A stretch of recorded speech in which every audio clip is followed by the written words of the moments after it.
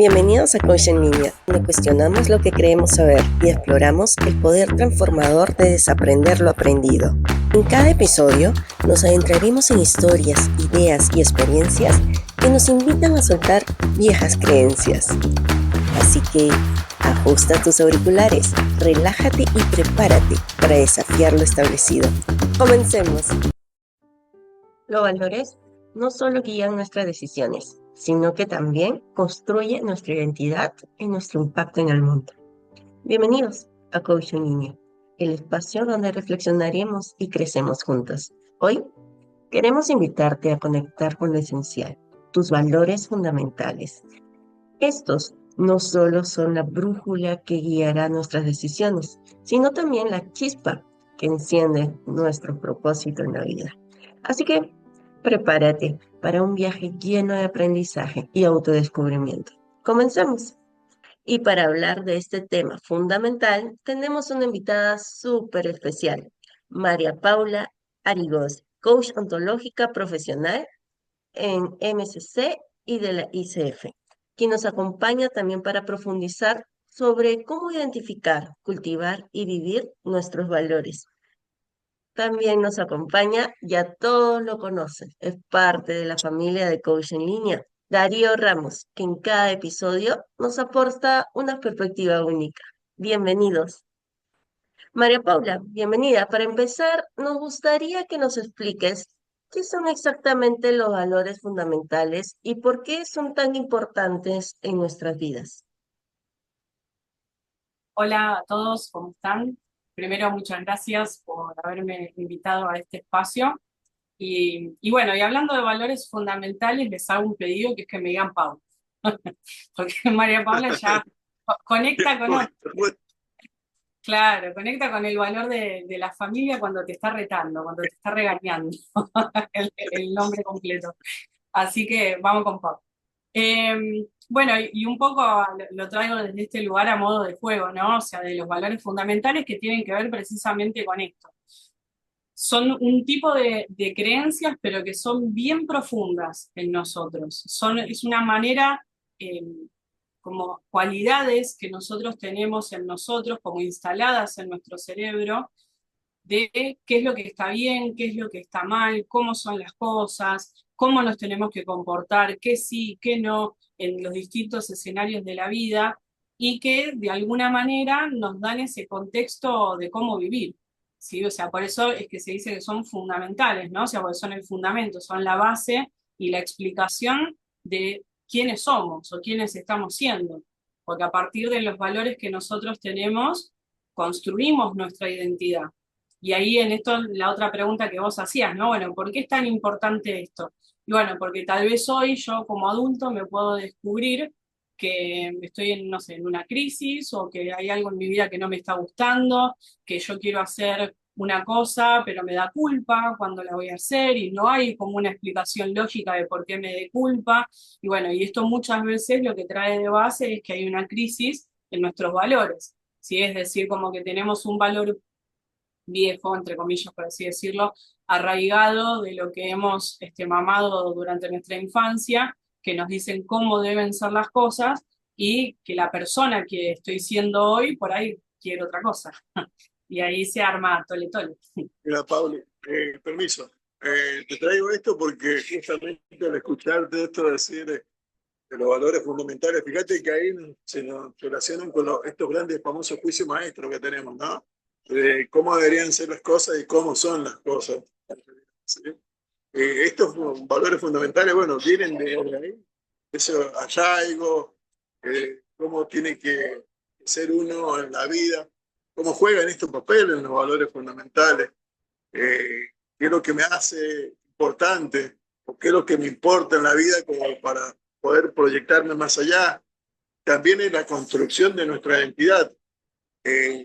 Por eso traigo todo lo que vos trajiste, porque creo que cuando no hay unos valores fundamentales fijos, bien declarados, que también van a ir en consistencia con el tiempo, con el sistema donde estemos, bueno, con muchos factores que también van a influir dentro de esos valores fundamentales, saber que la base de la pirámide, la pirámide de la vida, como le digo yo, son eso, porque de ahí partimos para construir nuestra identidad, nuestra misión, nuestra visión y nuestro proyecto de vida, ¿no?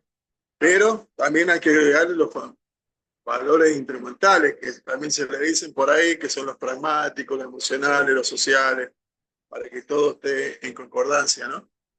Pero esto es hermoso y da para hablar mucho.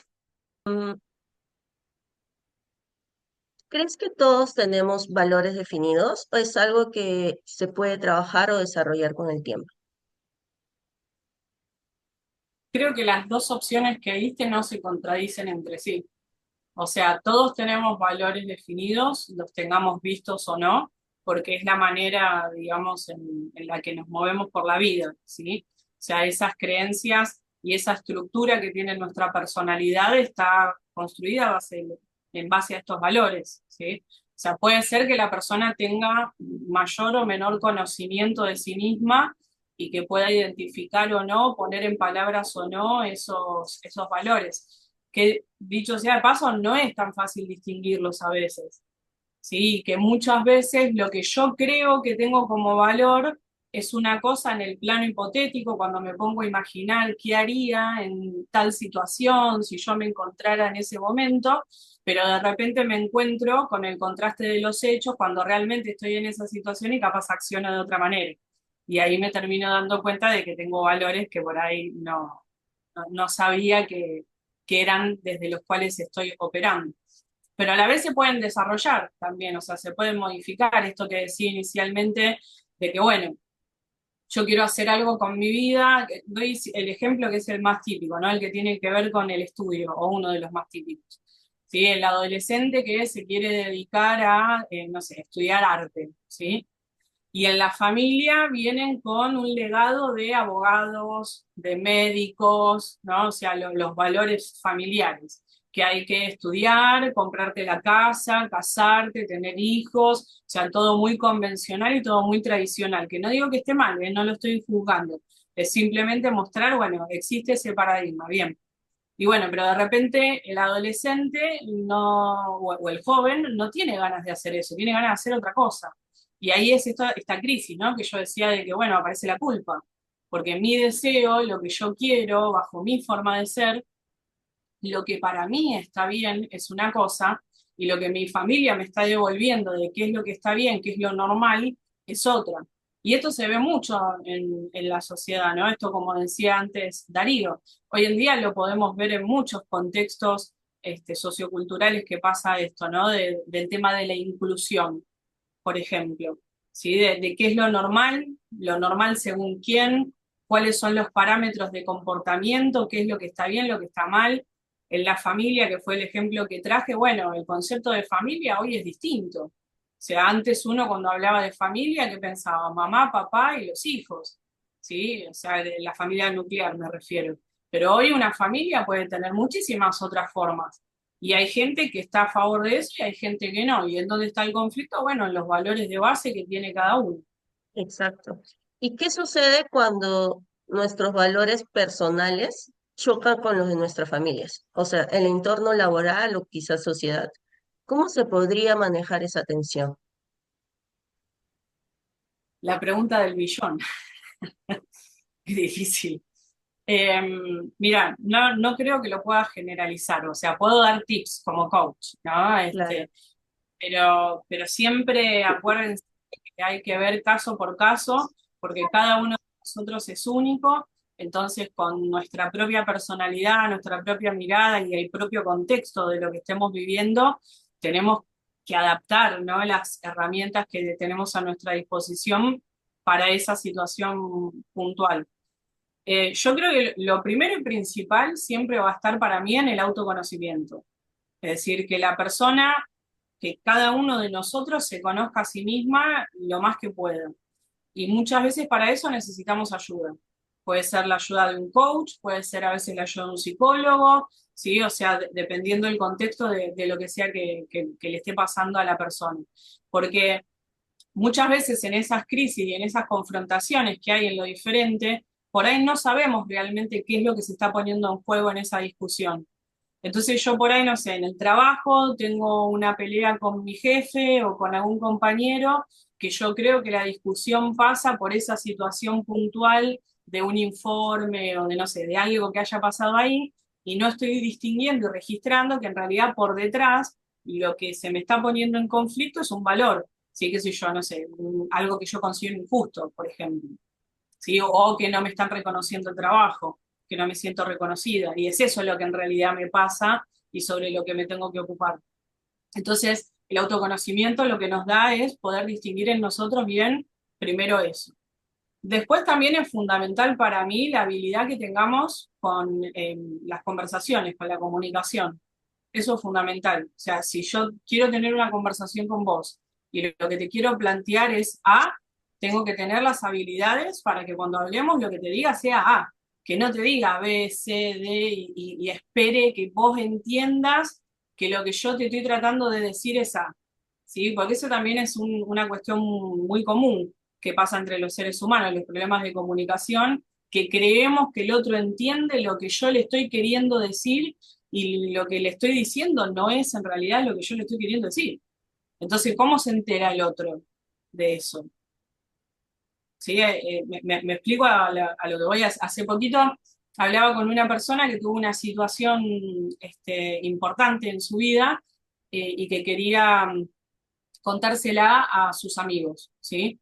Entonces, ¿qué hizo? Le mandó un mensajito de texto a cada uno diciéndole que quería hablar por teléfono. Uno le contestó que sí, hablaron por teléfono y no pasó nada. Pero el otro, ¿qué le dijo? Le dijo, en este momento no puedo porque estoy ocupado y pasaron unos días y después recién ahí este amigo se contacta nuevamente para conversar, ¿sí? Entonces, la persona inicial, ¿qué pasa? Se había ofendido con esa segunda reacción.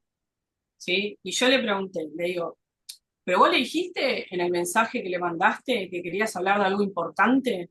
¿Le dijiste que era algo serio, que era algo urgente lo que querías hablar en ese momento? No, me dice, solamente le dije que si podía hablar por teléfono. Y le digo, ¿y cómo se entera el otro de que es importante para vos lo que te está pasando? O sea, ¿cómo se entera de que es algo urgente para vos si no se lo decís? ¿No? Y esto con nuestros valores nos pasa mucho, ¿no? Que si realmente le importara, se tiene que dar cuenta. Si realmente yo fuera importante, sería prioridad y dejaría lo que está haciendo para atenderme. Esto ya lo estoy inventando yo, ¿no? No me lo digo por eso. Pero son creencias que a veces tenemos, ¿no? En esto de que si se lo tengo que decir, no cuenta. Bueno, eso tiene que ver con nuestros valores también. O sea, tiene que ver con la idea de lo que yo creo que es un vínculo de cómo nos comportamos en un vínculo. Y el otro no tiene por qué saber. Si yo no se lo digo, ¿cómo hace para saber? La escuela de Harry Potter, que no... Mira, Paulita, ahí te traigo también algo que se me viene a la cabeza, ¿viste? Cuando nosotros tenemos, por ejemplo, uno de los valores fundamentales nuestros, ponerle, sea un valor ecológico. Yo soy una persona ecologista y esto y aquello, pero termino siendo gerente de Coca-Cola. Ahí cuando viene esa confrontación de los valores personales, que decís, bueno, ¿qué decisión tomo? Porque al final, pues, si es un valor tan arraigado el tuyo, siendo ecologista, que estás a favor de la ecología y esto y aquello, y terminás siendo gerente de Coca-Cola, van a haber conflictos interiores que van a desencadenar algo en vos, que hacer tomar una opción o decir, bueno, ¿qué hago o qué no hago? Que me empiezo a preguntar qué voy a hacer si sigo con mis valores o soy un poquito más flexible o dejo de trabajar en este lugar para hacer algo que sí van con mis valores. Por eso también la importancia de todo esto que voy a decir.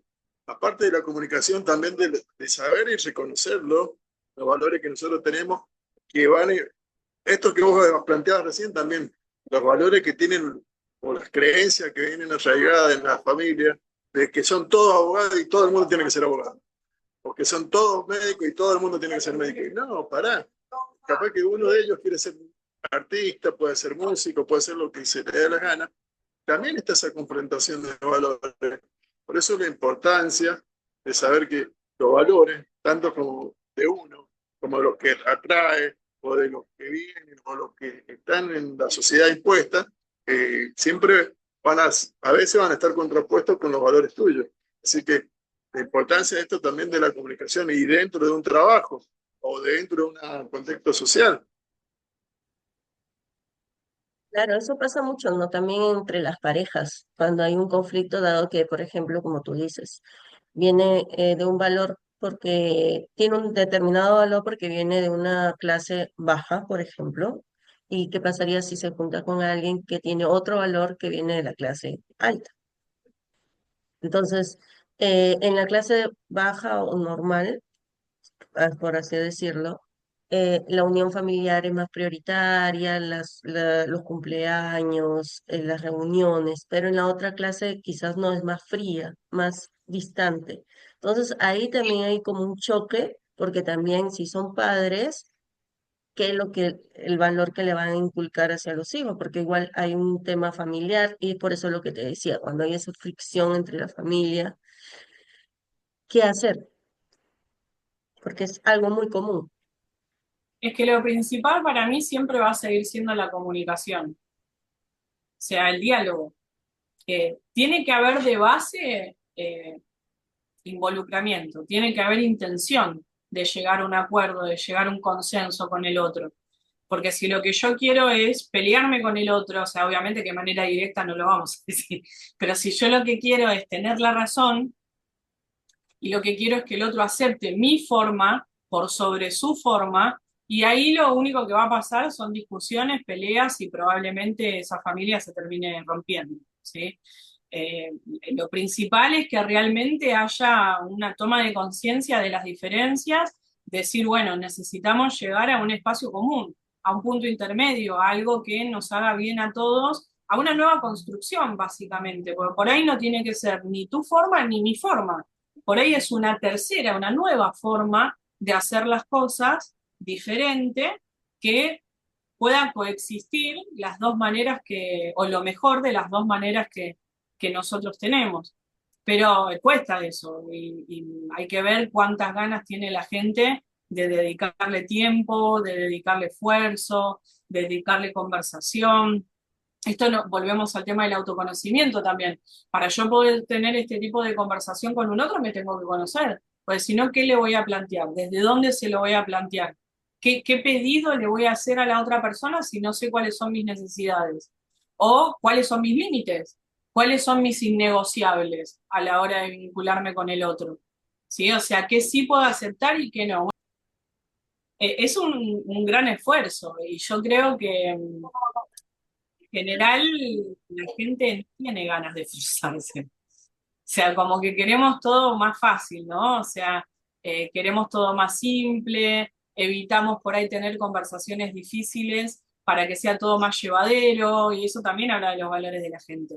La gente a la que todo te sonríe, a todo te dice que sí, pero por adentro por ahí es otra cosa la que le está pasando y finge algo que no es para evitar un problema, para evitar una confrontación, para evitar una discusión difícil. Y bueno, lamentablemente después las cosas terminan explotando, ¿no? O sea, porque pasan. No es que no. O si no explota a nivel núcleo familiar, la persona termina siendo infeliz. Y ahí voy. Como no, por ejemplo, si hablamos de padres, imaginemos que un familiar cercano le promete ciertas cosas a tu hijo y al final no lo cumple.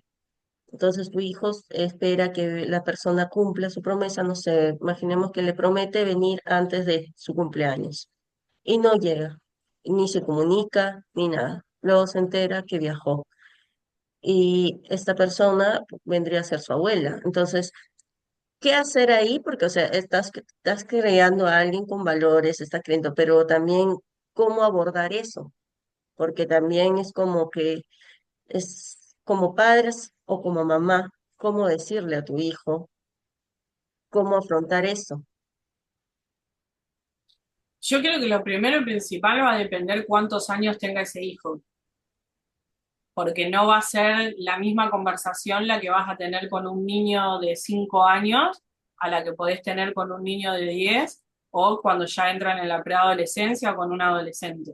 Creo que eso es fundamental, o sea, poder adecuarnos un poco a la capacidad de entendimiento que tienen los nenes. O sea, pues yo sé que está esta creencia de que los nenes entienden todo. Sí, bueno, entienden todo de acuerdo a la capacidad que tienen en ese momento. Entonces, no es lo mismo que hablar con un adulto, hablar con una criatura de 5 años, ¿sí?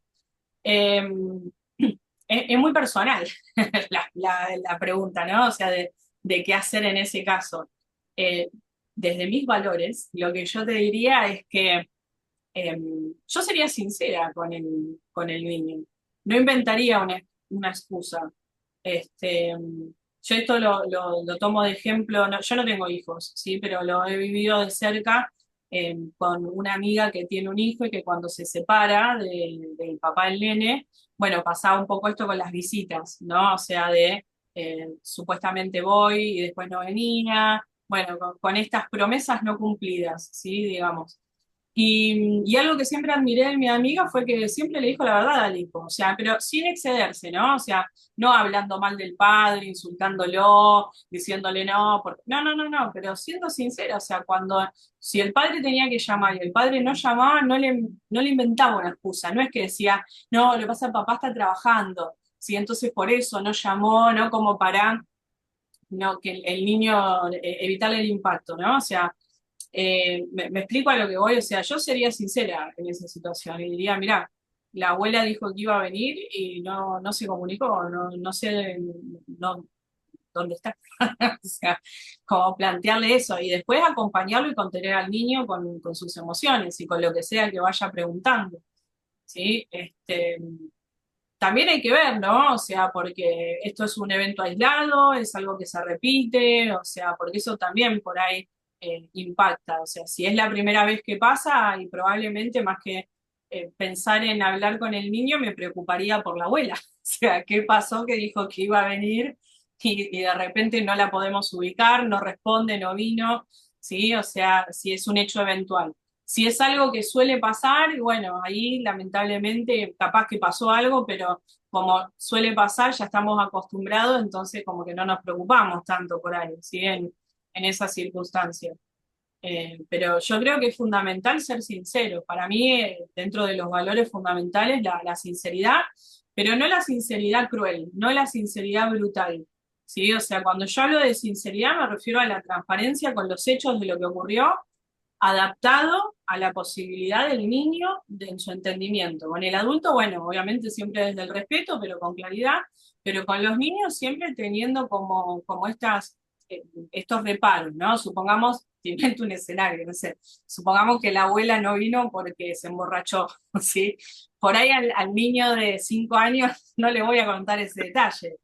O sea, le voy a decir, la abuela no va a venir. O sea, le digo eso, pero no le doy el detalle, ¿sí?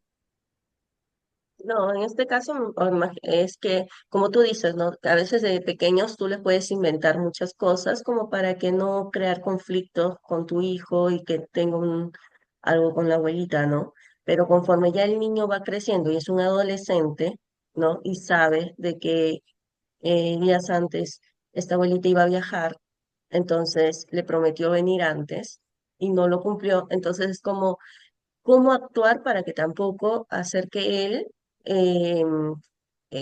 pueda distanciarse o pueda molestarse, porque, o sea, en adolescentes están las emociones a mil. Lo que pasa es que el conflicto no lo creás vos diciéndole al niño la verdad, el conflicto lo está creando la abuelita al no venir, o al decir que iba a venir y no cumplir con su palabra y no haber avisado de último. Pues suponte, yo me puedo comprometer a algo y de repente surge otra cosa y no puedo, te aviso. Entonces hablo con el niño y le digo, mirá, me pasó esto, yo sé que te prometí, pero repactamos, renegociamos, digamos, ese compromiso. Pero de no existir eso y que la actitud sea otra, la persona que está generando el distanciamiento en la relación abuelita-nieto es la abuelita. O sea, yo creo que no es responsabilidad de los padres en ese caso de evitar que el niño o el adolescente sienta lo que siente con respecto a esa situación, porque no son los padres los que están ocasionando el daño. Y ¿sabés qué pienso también? Que si uno le miente al hijo para que no se ofenda con la abuela o para que no tome distancia, el hijo también se termina haciendo una idea de quién es la abuela, que no es la verdadera persona que es. O sea, se termina haciendo una construcción de que mi abuela es así, es asá, puedo confiar en su palabra, que puedo confiar en que cuando dice que va a venir, pero bueno, se lastimó, pasó, o sea, con la explicación que sea que se le invente.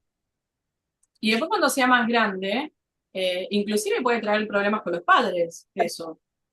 Porque después llega a pasar algo con la abuela y en una discusión, ¿no? Que tengan los adultos y que el chico quiera salir a defender a la abuela.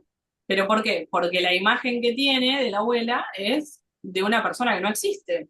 Y esa persona que no existe, por qué la está en su mente? Y por todas las mentiras que le dijeron sus padres y las justificaciones de por qué la abuela no cumplía con lo que dijo que iba a hacer.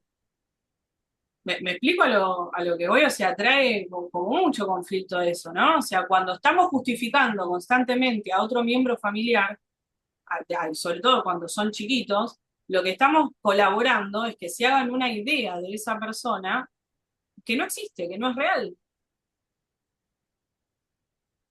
No, es muy bueno porque hay personas que se puedan sentir identificadas. Pasa mucho en la realidad de estos tipos de casos, ya sea por la abuelita o como tú dices, los padres cuando se separan o muchos casos, ¿no? O cuando la hijita crece sin papá y le crean que su papá era un superhéroe y cuando crece y se da cuenta de que no es así, la choca una realidad muy diferente, ¿no? Entonces por eso es importante es tenerlo claro y que como padre poder guiar a los hijos y es inevitable que ellos puedan, nosotros como padres queremos que no tengan ninguna sensación mala, pero es inevitable eso, porque en la vida ellos van a pasar por un montón de cosas, aciertos y desaciertos, ¿no? Entonces, es muy bueno lo que acabas de decir. Voy a traer muchas cosas que trajo Pablo. Primero, la importancia del autoconocimiento, eh, saber cómo somos como personas y también ahí tener los valores bien seguros, porque si vos tenés tus valores, entre cuál uno de esos valores es también ser sincero, decir las cosas como son, porque esto de ocultar a veces es crear una imagen de otra persona que no es, ¿sí? Y lo importante de tener estas herramientas, o esto, como decimos dentro del coaching, estos actos lingüísticos, que son tan importantes, saberlos reconocer y que la gente los tenga, como por ejemplo, en este caso, el que hace el conflicto es la abuelita, y nosotros como adultos poder llegar a hacer un reclamo hacia la abuela, ¿sí? De por qué pasó esto y aquello. Pero al chico, como dice Pau, también decirle la verdad. Obviamente que va a depender de la edad del chico. Si ya hablamos de una persona que es mayor de 25 años, que todavía está esperando a la abuela, sabemos que a esa persona se le puede hablar con razón, porque ya tiene el neocorte desarrollado, tiene un razonamiento muy diferente a un niño de 5 años, ¿sí? Pero entre todas esas etapas de la vida, todos tenemos que tratar de manejar, pero siempre siendo sinceros, porque es preferible esto que dice Pau, que sepa la verdad, que después se angustie por otras cosas y creamos un personaje que no es, en todos los sentidos, siempre con respeto, nunca hablando mal de la otra persona, explicando, pero sí diciendo la verdad. Están estos casos también grandes de esto de las separaciones familiares, que a veces el que está ofendido con la persona que se fue o que se separó, a veces que el que se queda con el hijo, siempre esa ofensa a veces lleva más allá y termina perjudicando a la familia, termina perjudicando la relación entre padres, porque nos recordemos que cuando somos padres, somos los dos, aunque estemos divorciados, se puede haber roto un vínculo o un valor familiar, pero seguimos siendo padres toda la vida, seguimos siendo abuelos toda la vida, seguimos siendo lo que sea toda la vida. Ese vínculo hay que mantenerlo de diferentes formas, pero también la importancia de esto, de reconocer, de conocernos, saber cuáles son los valores nuestros y de no mentir, porque lo peor que podemos hacer es mentir para quedar bien y no hacerlo sufrir a otra persona. El sufrimiento lo va a pasar de una forma u otra. Va a volver, como dijo Pau, algún día nos van a reclamar porque él chico se hizo la imagen de esta persona, va a defender a esa persona y el conflicto entre los grandes va a repercutir. Por eso, también esto también quería traer a Pablo hace ratito, también de los valores fundamentales que también existen en los sistemas, también existen en las religiones. Por ejemplo, conflictos que llevan más de 1000 años, que son entre dos países que están pegados, que por una religión, que la tienen tan arraigada como Palestina, Irán o Israel, Irán, bueno, todo eso también son valores que ellos tienen muy arraigados, religiosos, la mayoría de las veces, que también hacen que hayan conflictos que nunca terminan, que terminan pagando consecuencias gente externa a esos conflictos, pero bueno, por eso el reconocer la importancia de los valores, ¿no? Para que uno a través de la comunicación, la vuelvo a nombrar a Pau, es lo más importante que tenemos como herramienta para poder hablar, comunicar y tener esa creación o destrucción, porque sabemos que cuando uno comunica, descomunica para algo. No comunica porque sí. Sí, cuando uno habla, puede construir o destruir relaciones. Pero aquellos que tenemos esas habilidades para poder hacerlo, lo aprovechamos, lo aprovechemos y dejemos o acompañemos a aquellas personas que a lo mejor no sepan cómo hacer un reclamo, cómo hacer un pedido, cuándo se rompe una promesa, qué podemos hacer. Pero fíjate que todo lo que estamos hablando tiene que ver con los valores también, ¿sí? Son la base de toda esta construcción de lo que estamos hablando con Pau. Sí, inclusive pensaba por ahí en esto que traías del diálogo, ¿no? Con el otro, para ponerse de acuerdo. Hay algo que también es fundamental, y hace un ratito lo mencionamos con otras palabras, que para poder ponerme de acuerdo con un otro, tengo que estar dispuesto a perder algo. Eso también es importante verlo y reconocerlo. O sea, si yo me quiero poner de acuerdo con la otra persona, tengo que estar dispuesto a que algo de mí se pierda. ¿Sí? O sea, porque en los problemas, en realidad, en las confrontaciones, lo que pasa es que no quiero perder nada de mí. Y el otro no quiere perder nada del otro. Entonces chocamos, porque queremos al 100% lo que cada uno está diciendo. ¿Sí? O sea, con esta famosa frase de la película, alguien tiene que ceder, ¿no? O sea, tiene que ver con esto, tenemos que estar disponibles a perder algo. Pero no en un mal sentido, ¿no? O sea, no digo perder desde la resignación, agachando la cabeza, no, no, sino que si yo me voy a poner de acuerdo con vos y llegamos a un punto en común, en eso nuevo que estamos construyendo, hay cosas de lo que yo creo que van a quedar afuera. O sea, de tener esa flexibilidad, de tener esa permeabilidad interna, de poder gestionar el ego, ¿no? Y decir, ok, no hace falta que esté todo al 100% como yo pienso que son las cosas, sino que una partecita mía puede no estar acá, para darle lugar al otro, ¿no? Por eso Maturana siempre decía que el amor es darle lugar al otro, darle espacio para que sea. Exacto.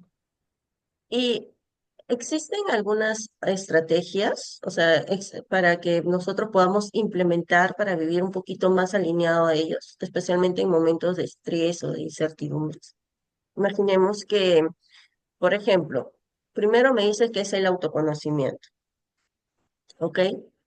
Mi- eh, pero ya una vez que nosotros nos autoconocemos, ¿no? Y definimos qué es lo que tenemos que trabajar en nosotros, existirá luego, para poder vivir un poco más alineados, existirá una manera de estrategias, algo que nos ayude a estar nivelados. La gestión emocional, o sea, todo lo que tiene que ver con gestión emocional. Ya sea, por ejemplo, ejercicios de respiración, que eso nos puede ayudar a regular a nuestro cuerpo, ¿sí? Para la emoción que sea, la respiración nos ayuda siempre, ¿sí? Para que todas estas respuestas bioquímicas que tenemos en nuestro cerebro, que sube la adrenalina, el cortisol, para que todo ese caos se calme, ¿no? Y bajar un poco. Mucha gente practica mindfulness también, que eso está por ahí un poco más de moda actualmente, para esto de la atención plena, el aquí y ahora, ¿no? O sea, como lo digo con mis palabras, por ahí no es un término de mindfulness porque no hice, pero como para enraizar, ¿no? Un poco, estar más en el presente, más aterrizados y no reaccionar, ¿no? O sea, que es lo que muchas veces nos pasa y lo que nos trae problemas. Y después, bueno, vuelvo al tema de la particularidad de cada uno, hay que ver bien por ahí a qué emoción uno suele tener recurrencia, porque no va a ser lo mismo lidiar con el enojo que con la angustia, que con la ansiedad. Si cada una de esas emociones va a tener sus propias estrategias también de cómo gestionarlas, qué sé yo. Por ejemplo, en la ansiedad, uno de los recursos que se suele hacer es pensar en cuáles son los hechos que sostienen las creencias que estamos diciendo. O sea, la ansiedad es la preocupación excesiva que nosotros tenemos a eventos futuros. Entonces, por ejemplo, algo muy recurrente que una persona con ansiedad puede llegar a pensar es que estoy haciendo algo mal. Estoy haciendo algo mal, va a pasar algo mal. Entonces, el repaso con los hechos, que es, bueno, a ver, estoy haciendo algo mal. ¿Qué? A ver, ¿qué fui haciendo? ¿Qué estuve haciendo en el día? Pero con hechos concretos, no con lo que yo me imagino, no, no. Hechos concretos. ¿Sí? Entonces, eso ayuda a que uno aterrice un poco, ¿no? A decir, ah, bueno, no, pará, estuve haciendo lo que tenía que hacer, fui cumpliendo con los objetivos que dije que iba a cumplir. Ok, entonces eso, por ejemplo, sirve para gestionarlo. Y después siempre vuelvo a esto, ¿no? O sea, obviamente yo hago todas mis observaciones desde el ámbito del coaching, pero también tenemos que entender que hay veces que lo que nos pasa puede exceder a lo que el coaching puede hacer, ¿sí? Entonces, de repente en algunas de estas emociones o en cómo lidiar lo que nos está pasando, por ahí lo que se necesita es la intervención de un psicólogo, ¿sí? Y eso no significa que la persona esté loca, hablando de valores y estas creencias que se sostienen de que la terapia van los locos, sino de que por ahí tiene un nivel de profundidad donde se necesita un acompañamiento un poquito más directo, precisamente para dar tips, por ejemplo, de cómo gestionar tal emoción o tales circunstancias. Si un coach, por ejemplo, no puede intervenir de esa manera en una sesión de coaching, pero un psicólogo sí. Entonces, por eso digo, hay que ver siempre cada situación puntual, personal, y que cada persona pueda decir, bueno, a ver qué tipo de acompañamiento estoy necesitando, entendiendo que no hay recetas mágicas ni fórmulas, la piedra filosofal no existe. Ujú. ¿Y cómo Sí. los valores fundamentales impactan nuestra manera de liderar en el trabajo o en la familia? Y totalmente, lo que venimos hablando, es decir, esos valores son los que nos dan el contexto de lo que para nosotros está bien, está mal, cómo nos dirigimos al otro, cómo el otro se tiene que dirigir hacia mí, por ejemplo, en el trabajo, ¿no? O sea, hoy en día algunos de los problemas que hay en las empresas con las nuevas generaciones y las generaciones anteriores tiene que ver con esto, con que las nuevas generaciones no tienen los mismos valores. Entonces, por ejemplo, no tratan a los adultos de la misma manera que se los trataba antes. Entonces, antes, de repente, no sé, ser un director general o ser un jefe en una empresa implicaba cierto respeto, entre comillas, porque no sabemos si era respeto, miedo, sí, o sea, dependiendo la persona, eh, pero implicaba cierto comportamiento por parte de los empleados, ¿sí? O sea, que los empleados a ese jefe lo trataban de cierta manera, ¿sí? O sea, capaz que, por ejemplo, no lo tuteaban, lo trataban de usted, ¿sí? O sea, como mostrando esa diferencia, ¿no? Esa relación asimétrica que había entre jefe y empleado, esta cuestión como más distante. Y hoy en día las nuevas generaciones no son así. O sea, las nuevas generaciones capaz que le mandan un meme al jefe, ¿sí? O sea, o hacen chistes o se tratan de otra manera, ¿sí? Que a veces tiene calce y a veces no, dependiendo de la empresa, ¿sí? O sea, dependiendo cómo sea el lugar. Que bueno, hay muchas empresas que han revolucionado en estos cambios de valores. Google es una, por ejemplo. No sé si alguna vez vieron las fotos de los lugares, de los edificios donde trabaja la gente de Google, y no es el edificio típico de una empresa, de una oficina, ¿sí? O sea, tienen todo con colores, tienen sala de juegos, tienen puff para sentarse, parte ¿cómo se llama esto? Con naturaleza, tipo de aire libre. O sea, son oficinas totalmente diferentes y la forma de trabajo también es diferente. No, no es el horario de 9 a 18, producir, producir, producir. Hay muchas empresas que hoy se manejan, por ejemplo, por objetivos y no por hora de trabajo, o sea, cantidad de hora de trabajo. Y eso, bueno, tiene que ver con los valores. Eh, entonces, los líderes, de acuerdo a los valores que estén sosteniendo, bueno, van a impactar de esa manera, no solamente en sí mismos, sino en lo que le transmiten a los demás. Y ni hablar, bueno, por ejemplo, en una familia, lo que son las futuras generaciones. ¿Cuál es el legado que le estoy dejando? Y el legado no va a ser el legado hablado. La herencia cultural que yo les dejo a ellos es lo que hago. Tenía apagado el micrófono. No, que iba a agregar esto, sí, ¿no? La importancia, aparte de los cambios culturales, los cambios de época, los cambios también que se vienen manejando, gracias a Dios, en las empresas, que se ve mucho, que ya dejamos de, bueno, porque hay muchas empresas familiares que existen todavía los jefes, pero también se está buscando un tipo de liderazgo de esto de los cambios culturales y los cambios de valores de las personas que están dentro de una empresa. Ahora un chico, un joven, es muy raro que se quede los 25 años que antes uno se quedaba a esperar su jubilación dentro de una misma empresa. No, cuando a él no le gusta algo, cambiar sus valores, se va de la empresa. Por eso la importancia de saber los valores que cada uno sostiene, si son flexibles como para mantener esos talentos nuevos que hay en cada empresa, porque si tus valores son muy verticales y no tenés nada de flexibilidad dentro de una empresa, seguramente aquel empleado que contratés como un talento nuevo no va a estar más de 6 meses, porque se va a aburrir, porque no le gusta lo cotidiano, le gusta tener su tiempo. Esto de lo que vos decís también, los que tratan por objetivo, los chicos eligen esos trabajos, más, eligen la forma virtual como para tener su tiempo y su espacio para poder hacer otra cosa, no vivir del trabajo, sino también poder desarrollarse en otras cosas más. Por eso la importancia también de esto de los valores de las empresas, pero gracias a Dios se ven mucho, ahora por lo menos en Latinoamérica está cambiando mucho el tema este de las empresas para adaptarse al movimiento de esto, de los valores, los cambios de los chicos, los nuevos colaboradores, el formato de hablar con las personas, la comunicación.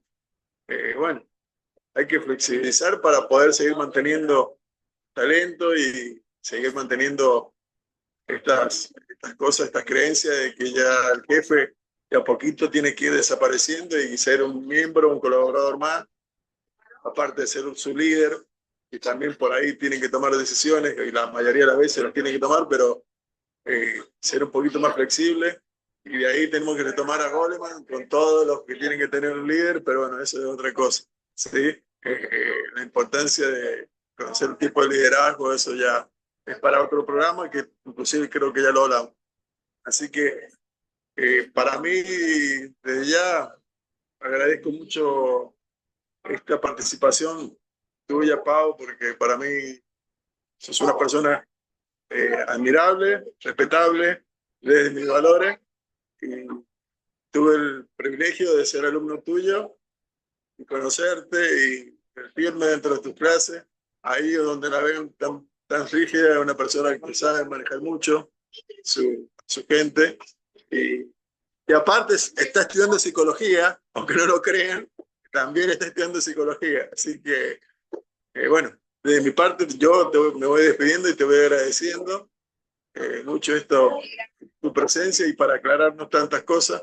Bueno, Sí, iba a contarle una anécdota. Estuve en una reunión con varios gerentes y algunos me contaban sus historias de que los jóvenes ahora, en algunos casos, dicen me voy a comprar y ya no más regresaban a la empresa.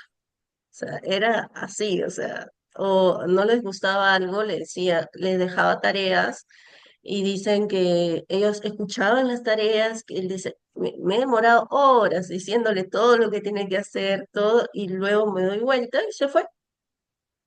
Entonces, justo me decían qué hacer en estos casos, porque hemos visto ahora que el adolescente, caso que ya no pasa contratan a personas mayores, hablo de a partir de los 35, pero también ven el desgaste, que no están tan actualizados, pero en la otra era es una persona que si tú no sigues o no sigues su mismo comunicación, ellos simplemente se paran y se van. Y ahí hay que ajustar la búsqueda laboral, para mí. Ahí es un tema de recursos humanos. Hay que ver en la búsqueda de los puestos de trabajo a qué perfil están buscando y a quién terminan contratando. Porque también a todo esto tenemos la contrapartida. Después tenés un montón de gente de más de 40 años que le cuesta conseguir trabajo. ¿Sí? Y son personas, como decís vos, que tal vez sean más idóneas para ese tipo de empresas que quieren tener un tipo de funcionamiento tradicional, por así decirlo. Entonces ahí para mí lo que hay que ajustar es el perfil de la búsqueda, de ser más flexibles y de decir, bueno, las cosas han cambiado, ya no es más por ahí la persona de 20 años a la que tengo que contratar. ¿Sí? Por ahí es hoy en día la persona que tiene 40, 45 años, ¿sí? Porque mantiene un tipo de comportamiento y de valores que son más alineados a lo que está buscando esa empresa, ¿no? O sea, yo creo que ahí hay que ver no tanto qué es lo que hace el otro, o sea, qué es lo que hace el empleado que se va, sino de ver, bueno, nosotros como empresa, qué es lo que estamos haciendo. O sea, cómo estamos haciendo la selección de personal, cómo es la oferta que estamos haciendo, cómo es esa propuesta, a quién se la estamos haciendo, ¿sí? Y tratar de aprender, porque si yo te estoy haciendo una propuesta de trabajo y los empleados se me van, que te pase con un empleado, bueno, por ahí fue problema de una persona, ¿no? O sea, pero si pasa con cierta frecuencia, bueno, entonces hay algo que en la empresa no está funcionando. ¿Sí? O sea, entonces por eso digo, por ahí hay que ajustar un poco mejor el perfil de la persona que se esté buscando. Muchísimas gracias a los dos por haberme invitado a este espacio, lo disfruté muchísimo. Eh, el mensaje que les quiero dar es transmitirles muchísima energía a todos, mucha fortaleza y valentía para que se animen al desarrollo personal, para que se animen a conocerse, para que se animen a vivir la vida que quieren vivir, que se animen a tener esas conversaciones difíciles, a transitar esas emociones difíciles, porque todo eso es lo que hace que después podamos vivir en coherencia, que podamos ser felices, básicamente. Entonces es cuestión de animarse, es cuestión de dar ese paso, porque la otra manera, la que evita los problemas, tiene un costo más alto a largo plazo. Sí, y ante esta pregunta de si viniera va a sonar medio fuerte para decirlo, si viniera la muerte a buscarnos en este momento, ¿no? Y decir, bueno, ¿estás satisfecho con la vida que hiciste? O sea, te vas contento, te vas bien, te vas sabiendo que hiciste realmente lo que querías hacer, que viviste con los valores que vos querías vivir, que hiciste y dijiste todo lo que vos querías, o te quedaron un montón de acciones guardadas, un montón de cosas no dichas, hiciste cualquier otra cosa porque, no sé, ¿sí? O sea, entonces, depende de nosotros y bueno, requiere fuerza, requiere voluntad, requiere valentía, ¿sí? El desarrollo personal. Y bueno, en mis redes me encuentran como Pau Arigós, ¿sí? En mi Instagram, en LinkedIn, por ahí lo tengo, estoy Pau Arigós. Así que muchísimas gracias nuevamente. Dedica tu tiempo a reflexionar sobre tus valores. Escríbelos, priorízalos y sobre todo, vívelos. Cuando actuamos en coherencia con ellos, creamos una vida con sentido. Y así, llegamos al final de este programa. Gracias a los coaches que nos acompañaron el día de hoy por compartir su sabiduría y energía con nosotros. Y gracias a todos ustedes por acompañarnos en este episodio. Recuerden que pueden seguirnos en nuestras redes sociales para más contenido de desarrollo personal. Nos escuchamos en el próximo episodio de Coach en Línea.